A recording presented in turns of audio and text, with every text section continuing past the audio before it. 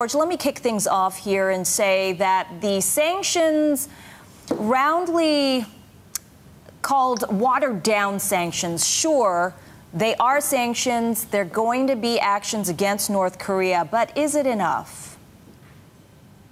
Well, good question. And let me address first the watered down. You know, we could ask the question, would you have preferred exactly what Ambassador Haley outlined last week, 100% control of oil exports and imports, and only have the Chinese and the Russians back at a 30% level? Or should you put in a unity way among the powers of the Council the 30% and get pledges that'll hold? So it is watered down, but every Security Council resolution is watered down at one level or another.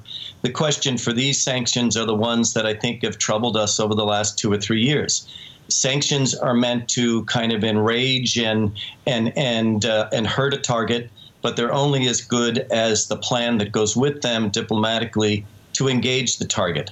And I think you heard from the other Security Council permanent members today in their statements that they're going along with this level of sanctions with the United States because they've heard from us a willingness to politically engage and to follow up with talks. And Daniel just before was correct in saying that those backroom dialogues are going on at least at one level. And I think there'll be enough to carry us the next couple of months, provided there's the same kind of aggressive diplomatic action on the part of those that will make up ultimately the six-party talks reinvigorated.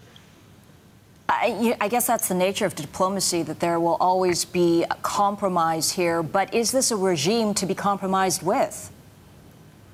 Well, there's a certain reality of events on the ground now, and the hand-wringing that goes with the how did we let this happen, et cetera, is not the issue as much as we have a nuclear-capable power with yet questionable delivery systems, but the level of bombast and tit-for-tat threat going back and forth, particularly between the U.S. and the North Koreans, is getting us nowhere.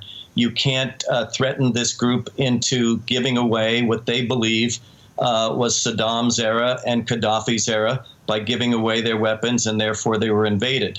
So with that lesson of history being understood in Pyongyang, we have to deal with events the way they are. And that means we have a nuclear power we have to engage with diplomatically to decide what level of security they will feel comfortable with without threatening their neighbors or ourselves. We did it against powers that had thousands of nuclear weapons. We certainly should be able to do this against a power that has less than 2 dozen.